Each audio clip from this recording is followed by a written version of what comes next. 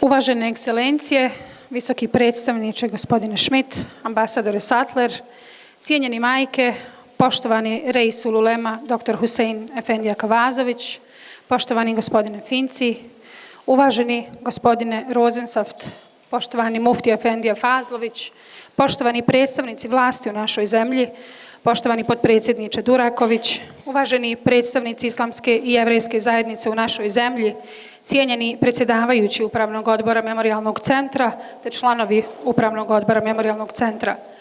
Imam čast poselamiti i pozdraviti vas u ime institucije Memorijalnog centra na ovom izuzetno važnom događaju, gdje ćemo danas biti svjedoci pokretanja muslimansko i jevrejske mirovne inicijative. Ovaj značajan događaj okuplja izuzetne pojedince koji su posvećeni izgradnji mostova između različitih zajednica i osnaživanju dijaloga među religijama. Danas se na Međunarodni dan sjećanja na žrtve holokausta s posebnim pijetetom sjećamo miliona žrtava holokausta.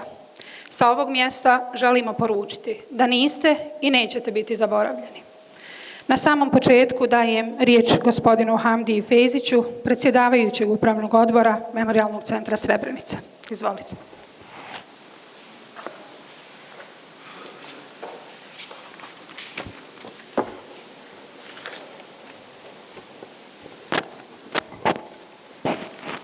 Poštovani prijatelji, dragi gosti, sve vas srdačno selamim i pozdravljam. Kao predsjedavajući Upravnog odbora Memorijalnog centra Srebrenica Potičari, spomen obilježje za žrtve genocida iz jula 1995. godine, obraćam vam se sa dubokim poštovanjem. Na današnji dan, kada se obilježava Međunarodni dan sjećanja na žrtve holokausta, sjedinjeni u poštovanju prema svim žrtvama, zajedno se prisjećamo žrtava genocida i žrtava holokausta.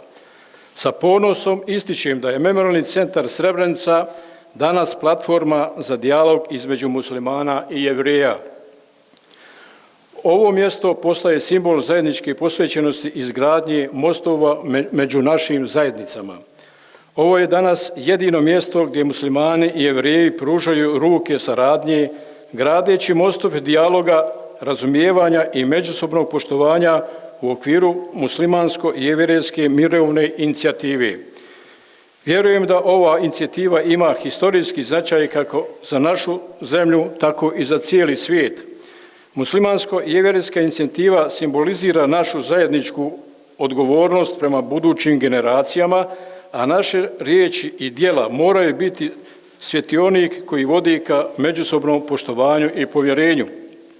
Na kraju, želim se iskreno zahvaliti svima prisutnima na podršci koju nam pružaju.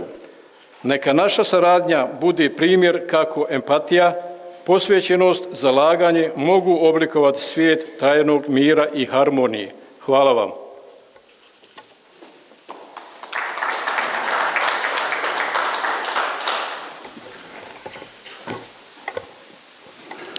Zahvaljujem gospodinu Feziću, a sada pozivam njegovu ekscelenciju, visokog predstavnika u našoj zemlji, gospodina Kristijana Schmidta, da podijeli svoje perspektive o značaju dijaloga i saradnje među zajednicama.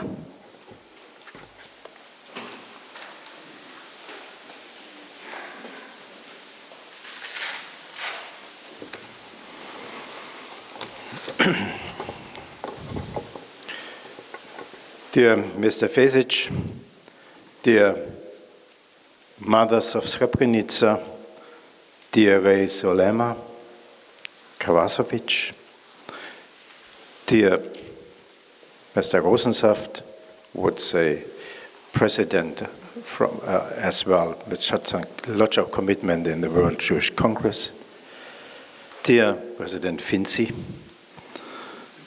dear Director Suljagic,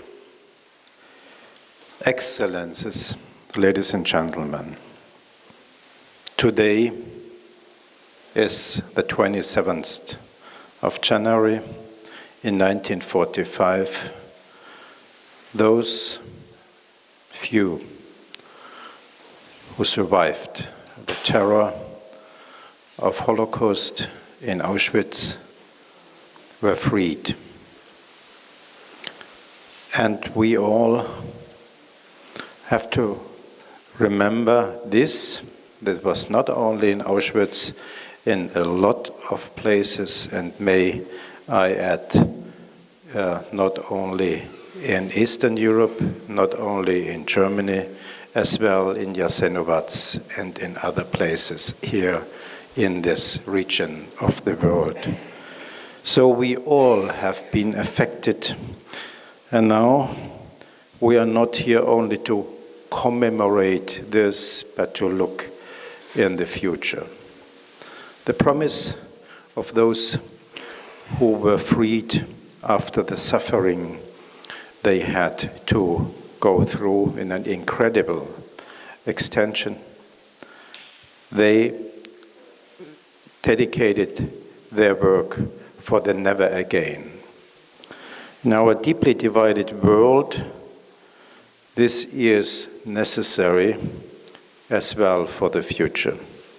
Authentic messages of peace and reconciliation are urgently needed. However, too often what we hear are just empty words, political lip service. We lack words of wisdom coming from those whom we trust. Only those words can make a difference. So the Muslim-Jewish Peace and Remembrance Initiative, which you invited us to attend the launching today on the occasion of the International Holocaust Remembrance Day, is one of that kind. The significance of this initiative is far-reaching. By building bridges between historic experiences of their communities, Muslim and Jewish religious leaders show the way towards mutual respect and peaceful coexistence. They forge a pattern of reconciliation based on a common understanding of how to deal with history. Dedication to remembrance and commemoration of victims of past genocides is the first point on the list of their commitments. At the same time, the initiative is deeply rooted in Bosnia and Herzegovina, because Bosnia and Herzegovina is a pattern itself. As a country whose tissue is made of unique historical, cultural, and civilizational experiences, it has continuously faced but also resisted different attacks and challenges. This has been done thanks to, but also to the benefit of this people.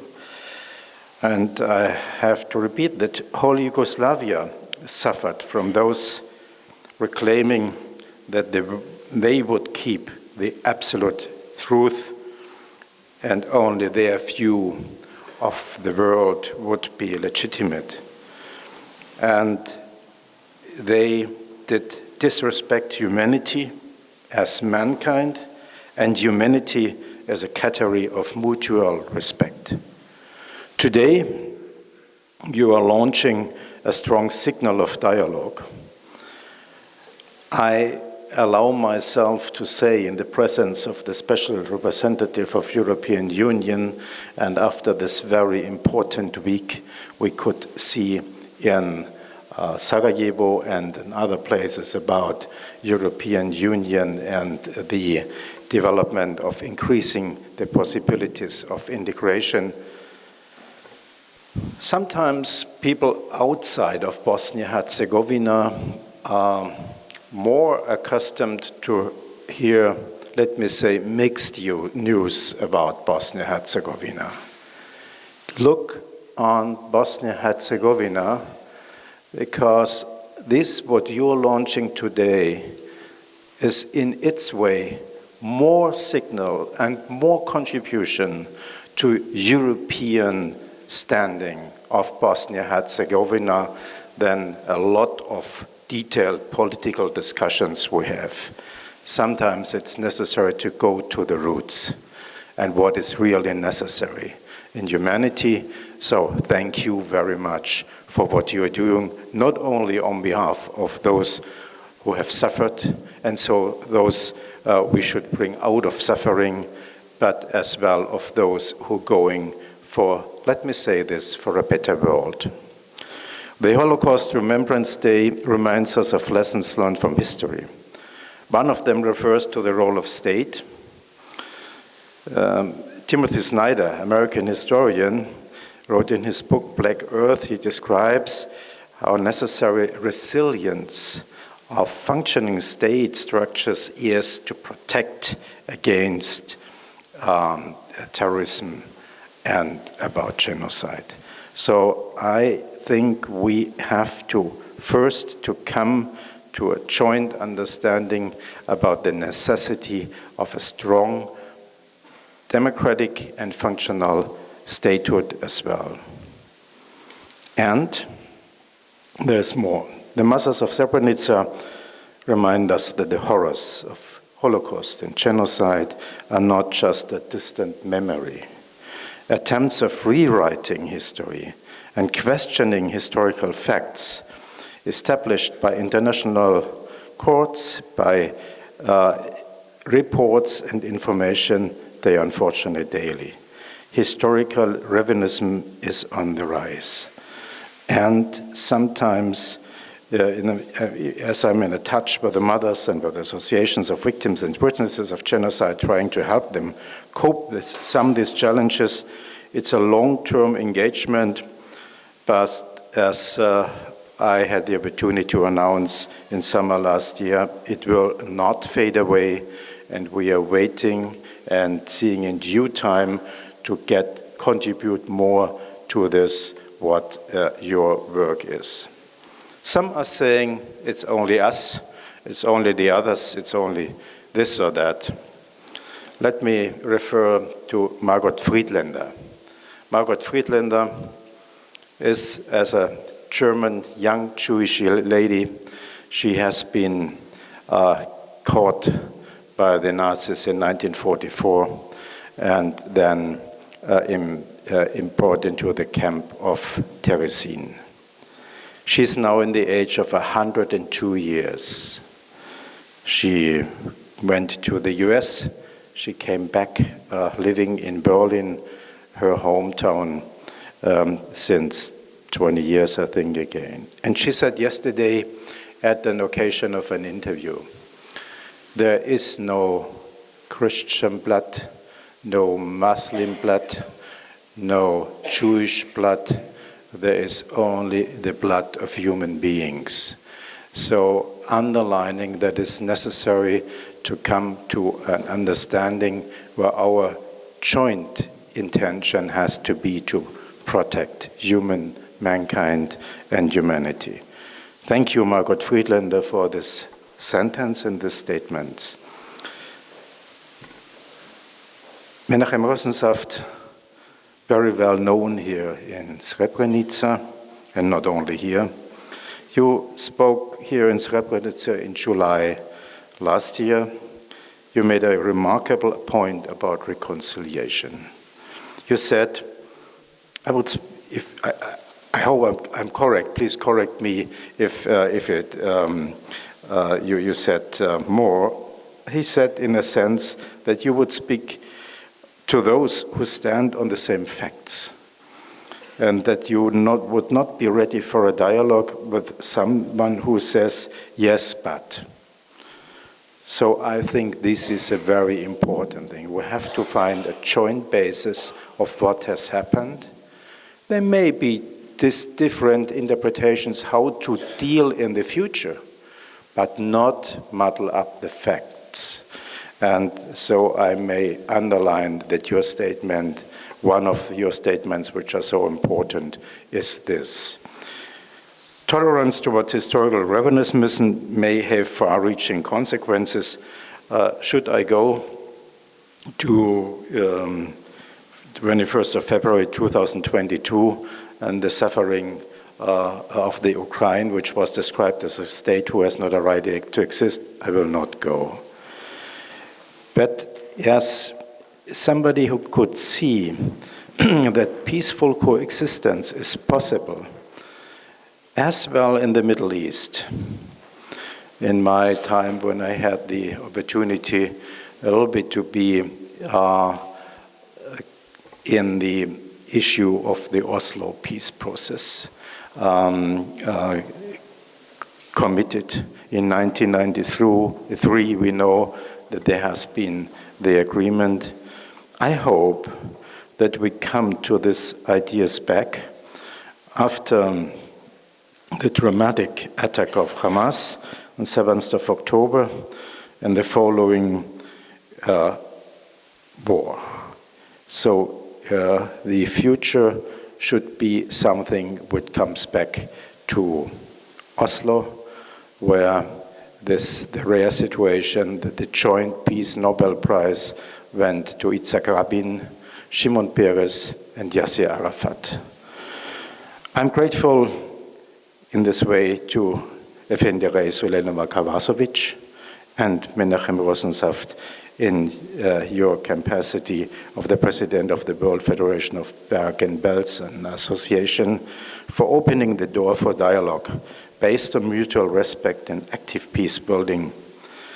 I hope it finds followers, may I say, including in the Christian community, who will spread this message all across the country and beyond. You rely on the strong power of dialogue and mutual respect. Thank you very much.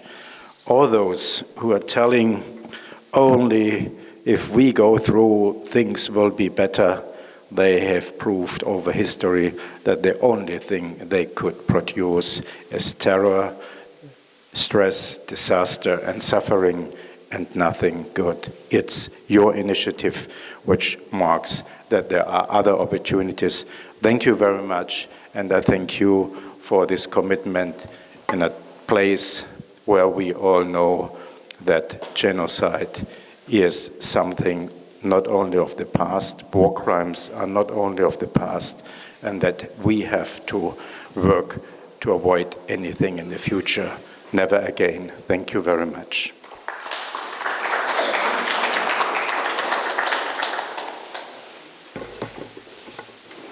Hvala uvaženom visokom predstavniku Bosne i Hercegovine na izdašnom govoru. A meni je čast predstaviti naše učesnike današnjeg programa. Sa nama je danas uvaženi gospodin Jakob Finci, predsjednik jevrejske zajednice u Bosni i Hercegovini, bivši ambasador Bosne i Hercegovine u Švicarskoj. Njegov doprinos je od suštinskog značaja u izgradnji mostova između jevrejske i muslimanske zajednice. Jedan je od prvih od naša 3 govornika danas. Gospodine Finci, izvolite, zauzmite svoje mjesto.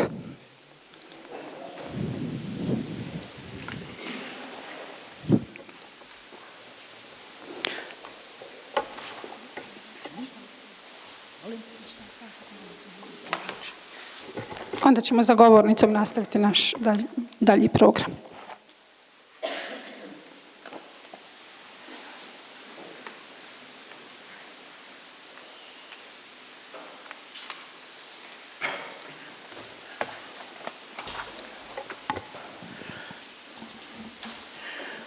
Vaše eminencije, vaše ekscelencije, dragi prijatelji, hvala vam i drago mi je što smo se ponovo vidjeli ovdje u Srebrenici.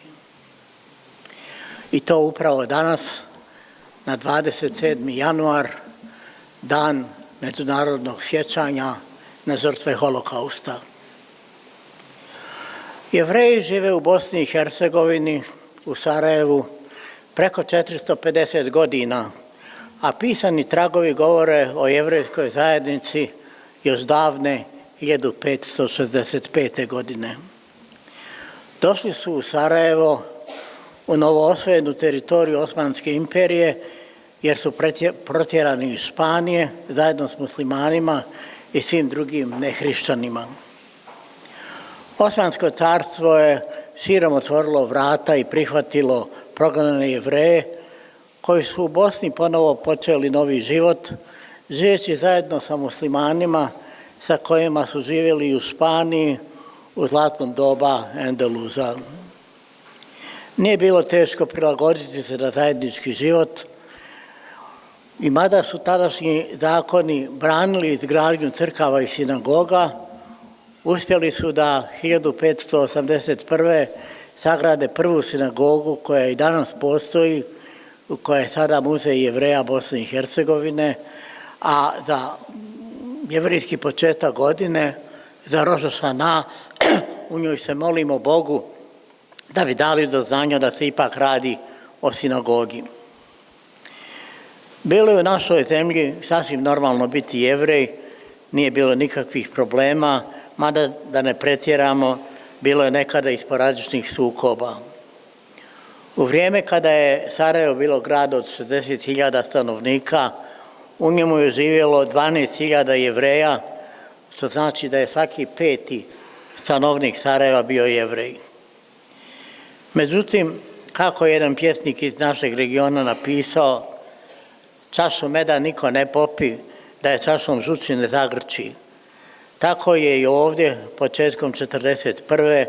sa početkom Drugog svjetskog rata, započeo holokaust ili šoa, eliminacija Jevreja i kompletnog jevrejskog života. Nažalost, i neki naši dojučerašnji sugrađani, mislili smo, prijatelji su nam, uzeli su učešće i zajedno sa njemačkim okupatorima pomogli da se samo iz Sarajeva likvidira blizu 9.000 Jevreja. Naravno, bio je nemali broj onih koji su nam pomogli i bili spremni da pomognu, a najbolja pomoć je bila spasiti Jevreje iz okupiranog Sarajeva pod njemačko-ustaškom kontrolom i prebaciti ih u južni dio zemlje, u Hercegovinu, u Mostar, koji je bio pod talijanskom kontrolom. A Talijani su, barem u početku, bili mnogo blaži od ustaša. I u Mostaru se sasvim normalno i mirno živjelo. Moji roditelji su tako spašeni jer je otac napustio Sarajevo pod Zarom, a kako je bio svjetne konstitucije, ja sam nalik na njega, nije mu bilo teško naći dimije i žensku odjeću, pokriti se Zarom i provesti ga kroz sve kontrole, u čemu mu je pomogao jedan dugogodišnji bošnjački prijatelj, glumeći mu muža.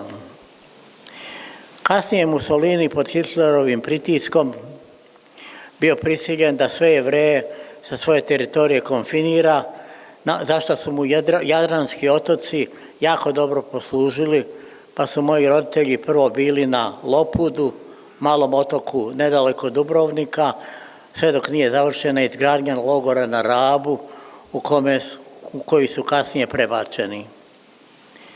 Ja sam imao sreću da se rodim u takvom jednom logoru, kažem sreću zato što se u ustaškim logorima i njemačkim logorima malo njih moglo roditi, a eto u talijanskom se moglo. Ostala familija i sa majčine i sa očeve strane je nažalost stradala po logorima od Jadovnog pa do Jesenovca, gotovo 50 ljudi, uključujući i djecu. Nakon rata, naravno, vratili smo se u Sarajevo i nastavili živjeti u novoj Jugoslaviji, u kojoj život svih stanovnika bio život jednakih sa jednakima. Nije se puno obraćala pažnja na nacionalno i vjersko opredjeljenje, a ja se iz djetinjstva sjećam na desetine svojih drugova i drugarica koje sam znao po nadimku, nikad niti sad znajući, niti pitajući kako se stvarno zovu, kojem narodu pripadaju i kako se, ako se uopšte mole Bogu. Rekao bih da su to bila vremena kada smo sretno i lagadno živjeli, a onda je iznenada i za neke neočekivano početkom 1992. počeo rat. Koliko smo mogli, pripremili smo se za rat, vidjeći šta se dešava u Sloveniji i Hrvatskoj, a posebno nama u jevrejskoj zajednici pomogla opsada Dubrovnika i svi problemi koje su oni imali, jer tamo postoji mala jevrejska zajednica sa prosjekom godina od preko 50, uglavnom porijeklom iz Bosne. Tada smo vidjeli da im je problem sa lijekovima i onda smo se organizovali i nabavili lijekove za 1500 članova naše zajednice, a za ostale sredstva smo kupili hranu koja može da stoji kao brašno, šećer, makaroni, riža, ulje, grah i konzerve. Sa planom da ako sve to bude u redu, to dijelimo kao zimsku humanitarnu pomoć, a ako ne, da imamo za preživljavanje. Kada je počela čvrsta opsada Sarajeva, polovicom aprila 1992. pomogli smo organizaciju nekoliko evakuacija, pogotovo djece i starijih članova zajednice. Tada smo vidjeli koliko je stvarna ona priča o 2 Jevrejina i 3 mišljenja. Jedan broj članova je rekao i došao, znaš, ja sam preživio jedan rat, ali sad sam bio 50 godina mlađi pa je bilo lakše. Ali sad sam stari, ne mogu to još jednom preživjeti, izvedite me odavde što prije. Drugi su došli i rekli, prije 50 godina su svi bili protiv mene. Sada me niko ne proganja, a star sam da ponovo budem izbjeglica, pomozite mi da ostanem i pokušam preživjeti. Nažalost, i sasvim tačno, oba dvije grupe su bile u pravu. Kogod je došao da se konsultuje i pita za savjet, svakome sam rekao, ko ode kajat će se, ko ostane kajat će se, i tako je i bilo. U ovom našem nesretnom ratu Jevreji nisu bili proganjani, bili su barem u Sarajevu žrtve opsade i života bez vode, struje, telefonskih veza i nedovoljno hrane. Međutim, bili smo svjedoci svega što se dešavalo baš ovdje u Srebrenici, gdje su hiljade muškaraca stradali i što je Međunarodni sud za bivšu Jugoslaviju u Hagu proglasio genocidom nad Bošnjacima. I to 50 godina nakon holokausta, najvećeg genocida u istoriji, koji je na neki način obilježio 20. vijek i koji je nakon toga često spominjana riječ i često zloupotrebljavana riječ u prošlom vijeku. Mislim da je Srebrenica bila tragedija sviju nas, pogotovo u našoj zemlji, jer je bila tragedija Bošnjaka, pošto su stradali, tragedija Srba koji su to učinili, bez obzira zvali to ovako ili onako, te tragedija Hrvata i sviju nas ostalih, koji smo bili nijemi posmatrači, bez mogućnosti da direktno pomognemo ili intervenišemo. Žao mi je što toj tragediji svi zajedno ne pristupamo tako, zajedno i tako je obilježavamo. Naravno, svako ima svoje opravdanje i tumačenje događaja, ali u ovom slučaju jasno je da se radi o genocidu koji je tako ocijenio Međunarodni sud, te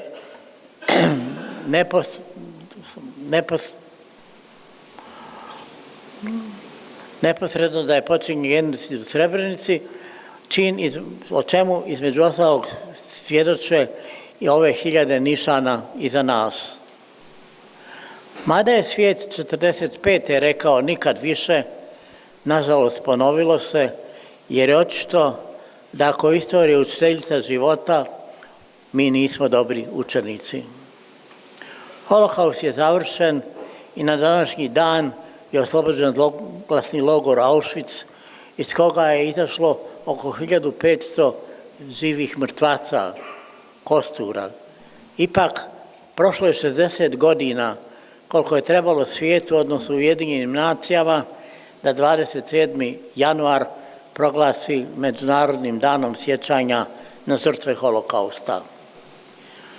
Vjerujem da nećemo čekati toliko da se i sjećanje na žrtve Srebrenice proglasi 11. juli za dan sjećanja.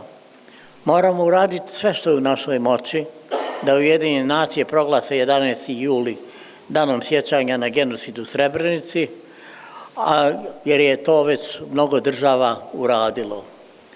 Mislim da neće da će i naša današnja inicijativa pomoći u tome i zbog toga se svima koji su na ovome radili iskreno zahvaljujem. Svima vama hvala što ste me saslušali. Hvala.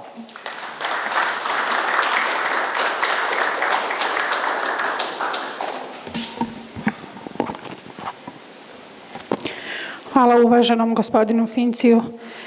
A sada dajem riječ cijenjenom i poštovanom Husein Efendiji Kavazoviću, reisulu uleme Islamske zajednice u Bosni i Hercegovini, jednom od potpisnika mirovne inicijative koji će sa nama podijeliti svoju viziju i ciljeve u vezi sa ovom mirovnom inicijativom. Izvolite.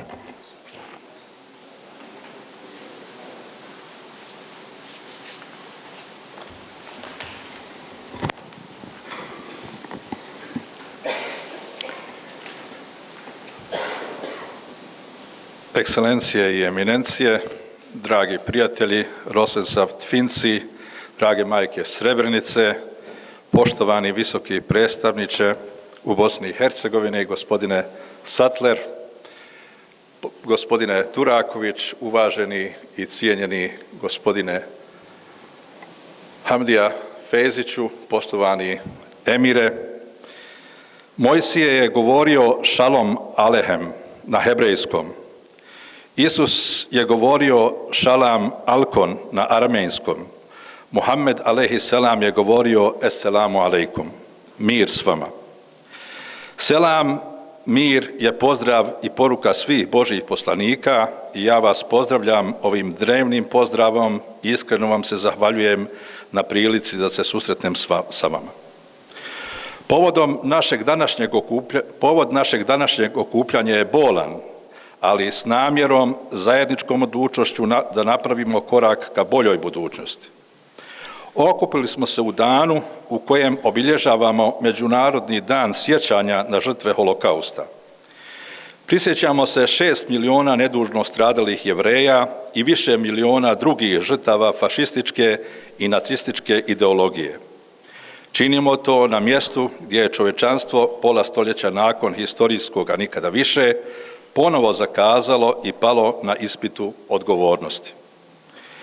Drago mi je vidjeti da Memorijalni centar Srebrenica, Islamska zajednica u Bosni i Hercegovini i jevrejska zajednica u Bosni i Hercegovini zajedno čuvaju spomen na nedužne žrtve Šoaha. Drago nam je da to činimo s našim prijateljima iz čitavog svijeta, vama danas ovdje prisutnim. Svima koji su pomogli organizaciju ovoga skupa, naročito direktoru Suljagiću i osoblju Memorijalnog centra, majkama Srebrenice, vrijednom osoblju Rijaseta Islamske zajednice u Bosni i Hercegovini, iskreno se zahvaljujem. Hvala mom prijatelju, profesoru Rosensaftu, koji nas je svojim ljudskim stavom o istini i genocidu u Srebrenici sve zadužio. Hvala mu na odlučnosti da nastavimo zajedno zalagati se za mir, za istinu, mir i pravdu. Posvećenost pamćenju i obilježavanju žrtava prošlih genocida, odbacivanje svih oblika antisemitizma, islamofobije i drugih netrpeljivosti, odlučna predanost zaštiti života, sloboda izražavanja unutar okvira poštovanja na način da kao prijatelji možemo jedni drugima reći ono što nas brine, naša očekivanja, strahove i nadanja, principi su koji Jevrejima i muslimanima u svijetu mogu biti putokaz za bolju budućnost. I ne samo njima, jer je naša današnja inicijativa za mir i pamćenje poziv svima, naročito našim komšijama, pravoslavcima i katolicima, da nam se na ovom putu pridruže.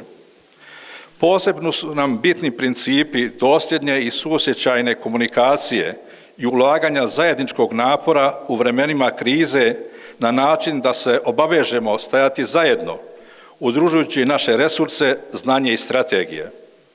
Zato se s pravom nadamo da će naš zajednički napori proširiti se na upravljanje kriznim situacijama, očuvanje mira i rad na obnovi osiguravajući čvrstu podršku i zaštitu naših zajednica gdje god i kada god se desi kriza koja prijeti miru i prijeti ponavljanju genocida. Ovi principi su tu da ih prihvate i drugi vjerski lideri, akademici, zvaničnici i ljudi koji dijele naše zajedničko nastojanje da budućim generacijama ostavimo bolji svijet u kome se nikome neće ponoviti genocid počinjen u Auschwitzu, Bergen-Belsenu, Srebrenici, Jasenovcu i svim drugim mjestima užasa. Posebno mi je drago da su danas s nama naši prijatelji iz jevrejske zajednice u Bosni i Hercegovini, uvaženi gospodin Finci. Bosanski muslimani, Bošnjaci i bosanski jevreji su jedno tijelo. Naše veze su tanke, tkane i u vremenima iskušenja i u periodima blagostanja i interakcije u kojima smo jedni od drugih učili, u dobru se pomagali. Ali oba naša naroda su propatila i znaju šta su pokušaji da ih se istrijebi i uništi. Isto tako, oba naroda su i pokazali kako se ne gubi nada u čovječnost i pored velikog zla kojemu smo bili izloženi i u našoj dalekoj, ali i u našoj nedavnoj prošlosti i kako se bori da bi se opstalo. I danas, kada zlo antisemitizma i antimuslimanske mržnje i islamofobije uzima zamaha u našem okruženju, širom Europe i svijeta, valja nam obnoviti naš zavjet da ćemo i dalje biti dobre komšije i bdjeti jedni nad drugima, kao što smo to činili u prošlosti.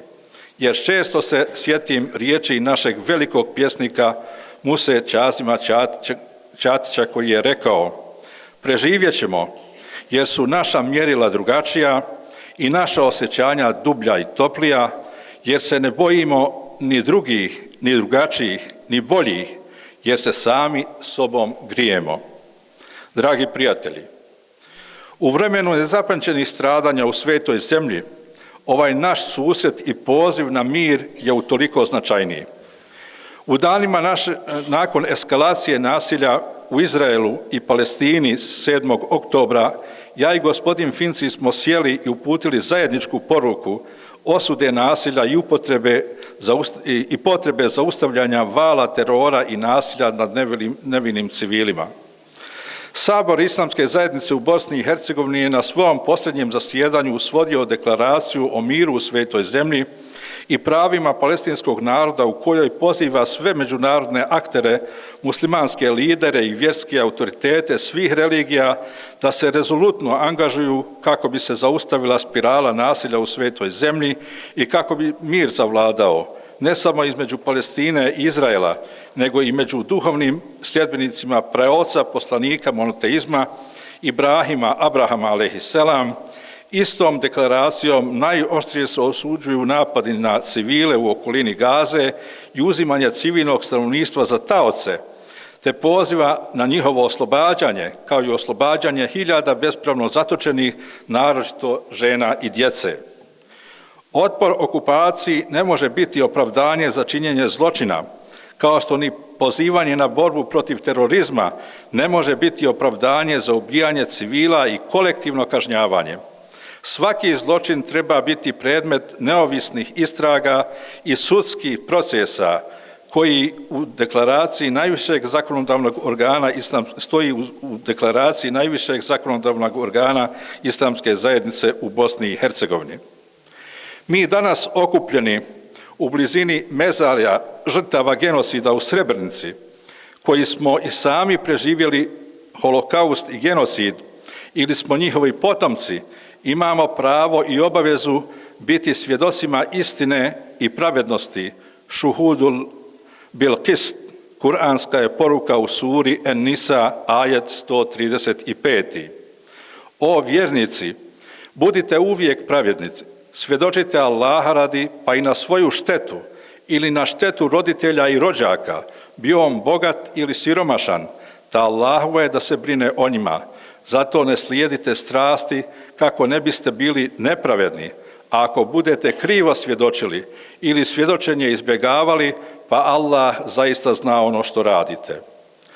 Ljudski rod se permanentno mora sjećati holokausta, tog jezivog ploda pomračenog ljudskog uma, kako nove generacije ne bi zaboravile vrijeme kada je fašizam dominirao nad humanošću. Očuvanje istine o genocidu u Srebrenici je najbolji zalog sretnije budućnosti svih ljudi, naročito na ovim našim prostorima. Dizanje glasa protiv zla i stradanja nevinih i bez obzira na njihovo porijeklo, vjeru i naciju ili mjesto stradanja je obaveza svih, a naročito onih koji su i sami preživjeli iste strahote. Prema zlu se uvijek mora biti strog. Ne smije mu se ostaviti prostora da se razmaše, ono mora biti obuzdavano i obuzdano. U protivnom će ojačati i dovesti u pitanje svako dobro. Ne postoji više istina onom što se u prošlosti dešavalo. Istina je samo jedna. Postoje samo oni koji bi istinu sakrili i to su, nažalost, oni koji su spremni ponavljati ne samo greške iz prošlosti, nego i zločine koji su vječna mrlja na savjesti čovječanstva. U nadi da će principi komunikacije koju ćemo profesor Rosensaft i ja danas obznaniti i potpisati i brojni drugi ljudi dobre volje i da će biti naš skromni doprinos izgradnji mira i boljem razumijevanju među sljedbenicima knjige i sinovima Ademovim i Havinim, ja vas iskreno selamim. Hvala vam.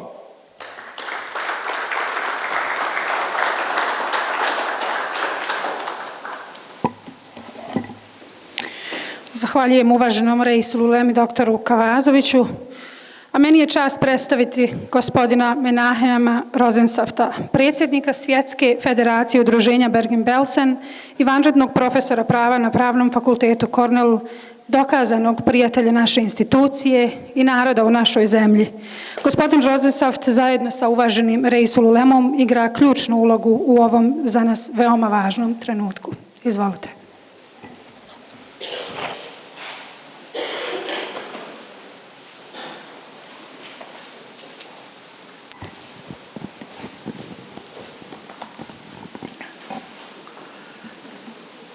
Your Eminence, Grand Mufti Hussein Effendi Kavazovic, High Representative Christian Schmidt, Ambassador Finci, Mr. Fezic, my friend Emir Suryagic, survivors and families of the Srebrenica genocide and of the Holocaust, especially the mothers of Srebrenica, Excellencies, ladies and gentlemen. 79 years ago today, soldiers and officers of the Red Army liberated approximately 7,000 prisoners, most of them Jews, who had been left behind in the Nazi death camp of Auschwitz-Birkenau. These victims of the Nazi terror, of Hitler's final solution of the Jewish question, were deemed too weak, too ill, to be taken on death marches and transport to other camps in Germany. It is impossible to describe in human words the meeting of the imprisoned, saved from certain death with their liberators, recalled one of these newly freed survivors, Regina Grimberg, a French Jew, and I'm quoting, "Soviet officers and soldiers in rags, exhausted, freezing cold, but victorious, cried like little children at the sight of piles of corpses in front of barracks and people in agony resembling skeletons stacked on bunks. The female prisoners screamed, sobbed, and lovingly touched the clothes of their liberators to find out that these people were real and kissed their hands." End quote. Today we remember. Today we mourn. Standing here in Potocari, we remember, we mourn the millions of Jewish men, women, and children who were systematically murdered by the German SS and their multinational accomplices at Auschwitz-Birkenau, Treblinka, Majdanek, Bergen-Belsen, Buchenwald, and all the other places of horror. We remember the Serbs, Jews, and Roma who were slaughtered by the Ustaše at Jasenovac, the 11,343 Jews from Bulgarian-occupied Thrace, Macedonia, and the former Serbian district of Pirot who were deported to their deaths by Bulgarian police and military units in the winter of 1943, and all the other innocent victims of the Holocaust. Standing here today in Potocari, we also mourn, we also remember the thousands of Bosniak men and boys, the Bosnian Muslim men and boys who were murdered by Bosnian Serb Chetniks in the Srebrenica genocide in July of 1995. We remember, we must never forget all the Bosniak women and girls who were raped and violated here, and the women, children, and elderly who were forcibly deported from here as part of that genocide. Standing here today in Potocari, each of us retreats into our individual memories, into our individual sanctuaries of thought. Ambassador Jakub Finci, who was born in a concentration camp on the island of Rab off the northern Croatian coast in 1943, is thinking of more than 50 members of his family who were brutally put to death in the Holocaust, while Ambra Begic is thinking of her father, grandfather, 26 other relatives, and her best friend who were brutally put to death in the Srebrenica genocide. Emir Siljagic remembers his friend Nehudin Sulejmanovic, who accompanied wounded Bosniaks out of Srebrenica and disappeared into the ether of that genocide, while Vlado Anderle thinks of his great-grandmother who was killed by the Ustaše in Jasenovac. Almasa Salihovic is mourning her brother who was torn from her arms and murdered by the Bosnian Serb Chetniks, while I am mourning my 5.5-year-old brother, my mother's son, and my grandparents who were murdered in a gas chamber upon their arrival at Auschwitz-Birkenau. We join together in sorrow, and our tears become prayers, prayers of remembrance, but also prayers of hope. We remember the evil that was done to us, but we must also not forget the rays of light, of goodness that broke through the darkness of that evil.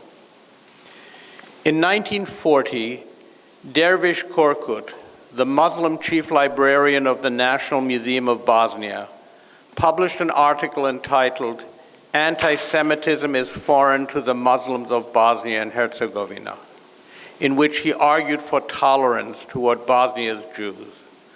Korkut subsequently not only rescued the historic Sarajevo Haggadah from certain destruction by the Nazis, but he and his wife Servet hid a Jewish girl, Dorkica Papo, also known as Mira, in their home, thereby saving her life. More than 5 decades later, when Korkut's daughter Lamia and her family fled from the ethnic carnage in Kosovo to Skopje in what is now North Macedonia, Mira Papo's son Davor was among those who enabled them to settle in Israel. 2 other Bosnian Muslims, Mustafa and Zeyneba Hardaga, similarly risked their lives by sheltering their Jewish friends and neighbors, Rivka and Joseph Kabiljo, and their 2 children in their Hardaga's Sarajevo home. Zeyneba Hardaga went on to save other Bosnian Jews from being rounded up by the Gestapo and the Ustaše, resulting in her and Mustafa being recognized as righteous among the nations by Yad Vashem, Israel's Holocaust Remembrance Authority, as were Dervish and Servet Korkut. And here again, goodness was met with goodness. In 1994, at the height of the Bosnian Serb siege of Sarajevo, after Mustafa had died, Rivka Kabiljo arranged for Zeyneba and her family to be taken out of that city and brought to safety in Israel. On Sunday, August 23, 1942, as Jews were being deported from France to Nazi German death camps, Roman Catholic priests throughout the Archdiocese of Toulouse publicly read out a pastoral letter from Archbishop Jules Géroge Saliège, in which he protested that Jewish men, women, and children, fathers and mothers, were being treated like cattle and dispatched to unknown destinations. And I quote, "Why does the right of sanctuary no longer exist in our churches?" he asked. "The Jews are men, the Jews are women, they are part of the human race, they are our brothers like so many others. A Christian may not forget this." As a direct result of Archbishop Saliège's public protest, popular sentiment in and around Toulouse turned against the Germans, and many Jews were saved.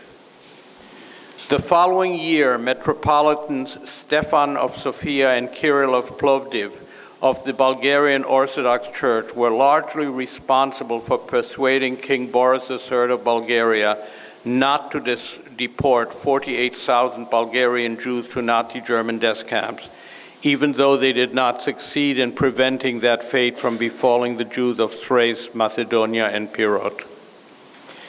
Dervish and Servet Korkut, Zeyneba and Mustafa Hardaga, Archbishop Saliege and Metropolitans Stefan and Kirill may have been in the minority during the years of the Holocaust, but they are the role models whom we, as we approach the end of the first quarter of the 21st century, must seek to emulate. Today is not a time, and this commemoration is not the place for politics or to express our respective views or opinions on present-day global developments. Today, the time when this commemoration is the place for remembrance, for not allowing the ghosts of our past to fade away from us. And yet today is also a time, and this commemoration is also the place for us to jointly commit ourselves to doing everything in our power to prevent the horrors we remember here today from being repeated, and to do everything in our power to prevent or at least ease the suffering of the innocent. Above all, we cannot be indifferent to suffering, to all suffering. Still, we also we cannot ignore savagery and wanton brutality and cruelty, especially when the proclaimed goal of such savagery, brutality, and cruelty is the annihilation of men, women, and children and infants, only and exclusively because of their identity. And so let me state clearly and unambiguously here today that we must condemn and repudiate the savagery perpetrated by Hamas against Jewish men, women, and children on October 7th on the Israeli-Gaza border, the rapes and violations of Jewish women and girls, and the violent kidnapping of more than 200 hostages into Gaza, over 100 of whom remain there in horrific captivity today, more than 3.5 months later. And at the same time, let me state equally and clearly and equally unambiguously here today that we cannot be indifferent to the death and displacement endured by Palestinian civilians in Gaza over the course of these same more than 3.5 months. Anyone with a heart, anyone with a soul, must have deep compassion and empathy for the suffering of Palestinian civilian women, men, and children desperately in need of humanitarian aid. Anyone with a heart, anyone with a soul, cannot fail to shed tears at the sight of dead Palestinian infants in shrouds, the victims of a war for which they bore no responsibility whatsoever. Simply put, in order for us to move toward one another rather than further and further away from one another, we must, in the words of a man attending a meeting of Standing Together, a grassroots organization of Israeli Jews and Arabs that promotes tolerance and coexistence, be able to feel pain for the other side. We must also remember on all sides that while words in and of themselves do not kill, hateful words can all too easily result in violence, in killings, in atrocities, and yes, in genocide. An essential element in the perpetration of the Holocaust, in the perpetration of the Srebrenica genocide, indeed in the perpetration of all genocide, was the dehumanization of the other. When any one group of human beings disparages another group by depicting them as inferior to themselves, as animals, or as vermin, the process of dehumanization, of demonization has begun. It is up to us to each one of us to insist that the other, even our perceived political or national adversary, is a human being created and existing in a divine image. While we here today cannot change the past, we can and we must do all in our collective power to change the future, to prevent further destruction and violence, and to reject all manifestations of anti-Semitism, of Islamophobia, of bigotry, of xenophobia, and of hatred. And we must do so together, as Muslims, as Jews, as Christians, as human beings, all of us created by God, by Allah, by Adonai, in the image of God, of Allah, of Adonai. I thank you.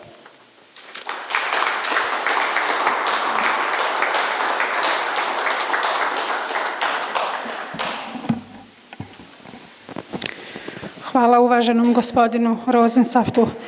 A posljednji koji će nam se danas obratiti prije samog predstavljanja i potpisivanja inicijative jeste ambasador Johan Sattler, šef delegacije Evropske unije u Bosni i Hercegovini. Izvolite.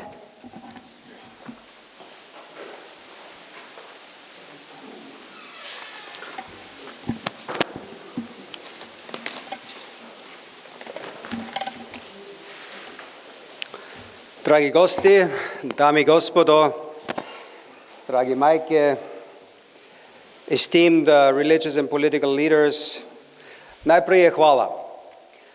Hvala na ovom događaju, ali i hvala na pozivu da mogu biti danas među vama na ovom vrlo posebnom događaju, na ovom vrlo posebnom datumu 27. januara, dana sjećanja na žrtve holokausta. The Srebrenica Memorial Center is a humbling symbol. It's a humbling symbol of the consequences of division and hatred. But it's also a commitment to a future of peace, understanding, and unity. And I want to thank Emir Sulagic for hosting and organizing today's event, but more broadly also, Emir, for what you have been doing these last years, for developing, upgrading the Srebrenica Memorial Center, and for giving it the space and the place it deserves on the European map of research and remembrance. Thank you for that. Today marks a special but also a beautiful moment as we witness the signing of the Muslim-Jewish Peace and Remembrance Initiative. The building of the Jewish-Muslim ties, and between those working on Remember the Holocaust and the Srebrenica genocide, come at a crucial time in history as we look at what happened in Israel and Gaza on and since October 7. There is one bottom line conclusion that I believe is beyond question. And this one bottom line is, no matter what, the killing and the maiming and the harming of innocent civilians must stop. The people of Bosnia and Herzegovina know that sentiment too well. They experience it firsthand. And it's that suffering that still affects people and the society as a whole to this day. But beyond the tragic war, Bosnia and Herzegovina also knows the other side. To be a shining example of diversity, of harmony, of interfaith peaceful coexistence. This should be an example for the rest of Europe and the world, especially during these very challenging times, when innocent people are caught in war and conflict not of their making and beyond their control. This is why this Peace and Remembrance Initiative is a testament to the resilience and to the desire to build bridges instead of divisions. Bridges that are built on solid pillars of understanding, respect, trust, and empathy. Not to merely tolerate. This is not about tolerating. It's about celebrating. I repeat, celebrating diversity, differences, and shared values.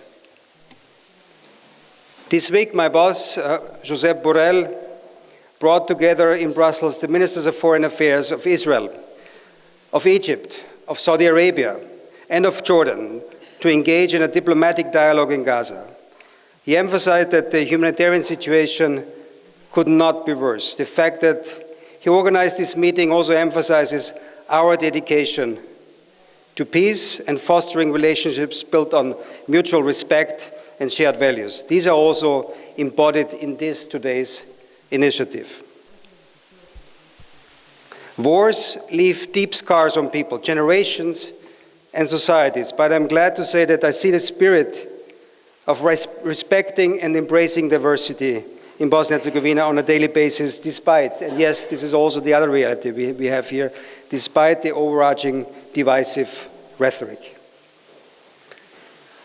The Peace and Remembrance Initiative is also a testament of the impact of individuals who work for the good and reject the bad.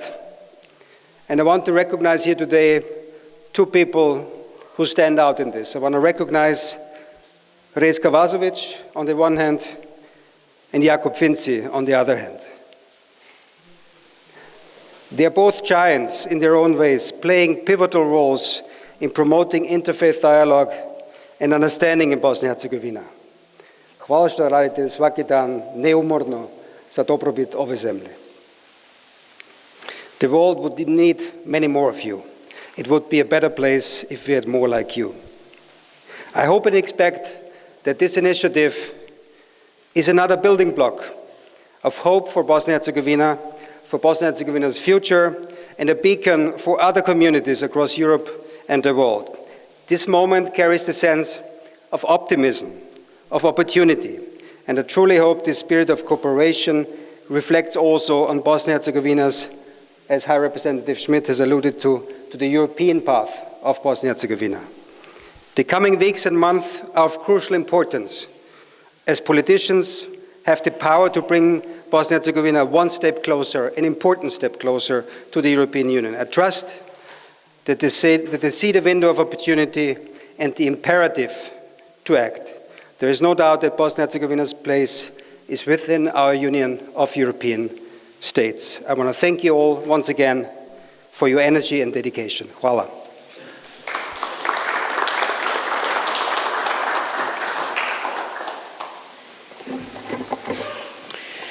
Zahvaljujem ambasadoru Johanu Sattleru.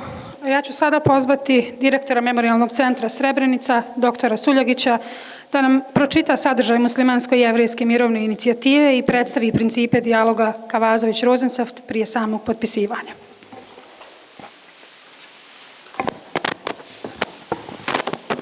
Dame i gospodo, vaše eminencije, vaše ekscelencije, ja ću dokument pročitati na engleskom, potom ću zamoliti gospodu Rosensafta i Kavazovića da zauzmu dva centralna mjesta ovdje i da ga potpišu, a zamolit ću i Jakoba Fincija i Muniru Subašić da sjednu ovdje pored njih i da supotpišu kao svjedoci, kao ljudi koji su ovdje u ime dvije grupe žrtava dva puta u jednom vijeku, i da tako zaključimo ovaj događaj. Još jedan put, dakle, čitat ću ovo na engleskom i nadam se da ću pročitati bez problema. Muslim Jewish Peace and Remembrance Initiative. Kavazović-Rosensaft Dialogue Principles, Srebrenica, January 27th, 2024.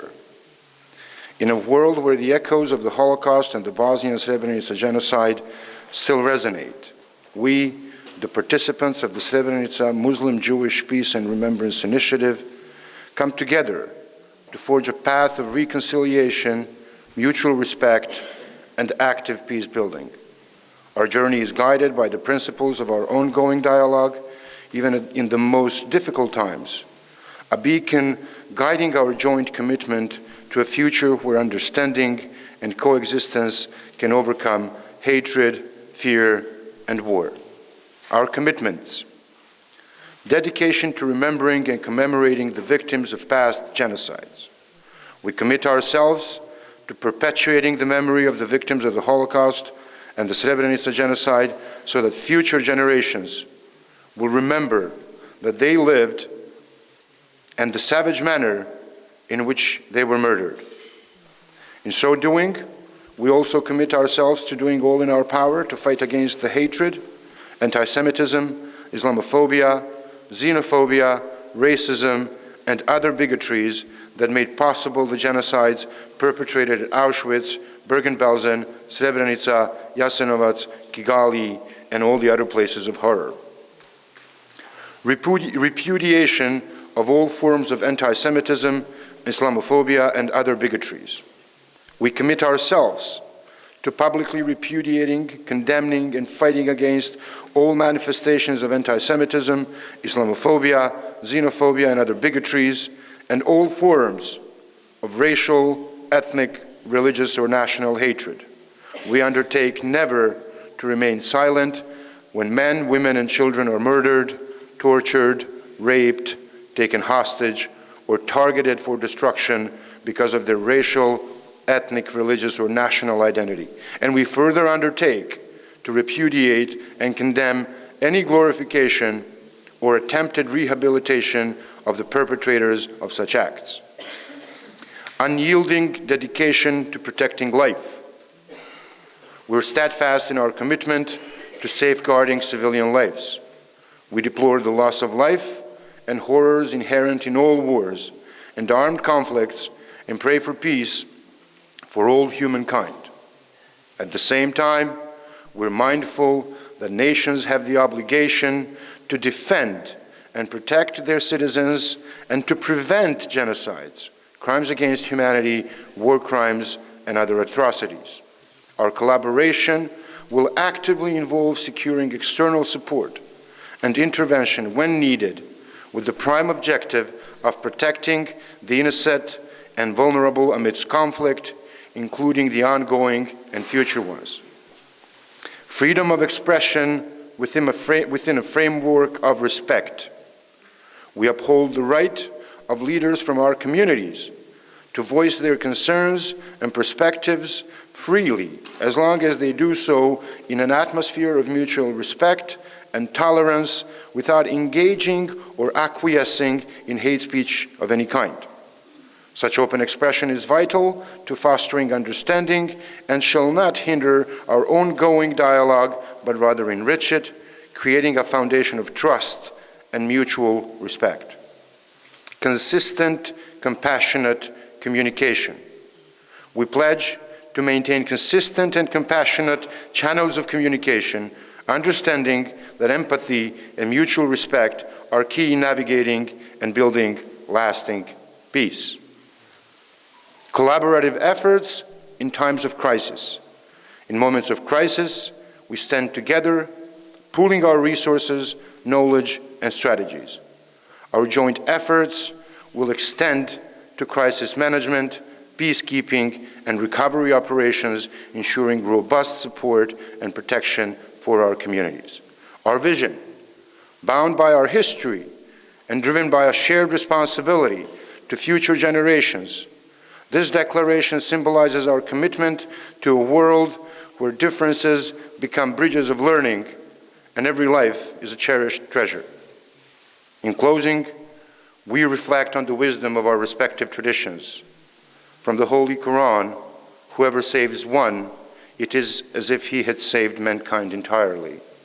From the Talmud, whoever saves a single life is considered by Scripture to have saved the whole world.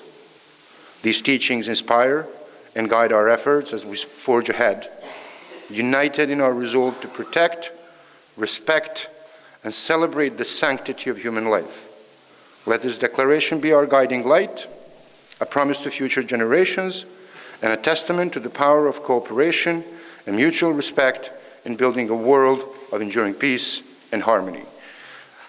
Sad ću zamoliti Reisu Efendiju i profesora Rosensafta da pređu ovdje, Jakobe, Munira.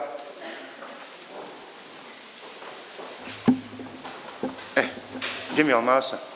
Dođu ovamo, pokažu ljudima gdje se nalazi i šta potpišu i to.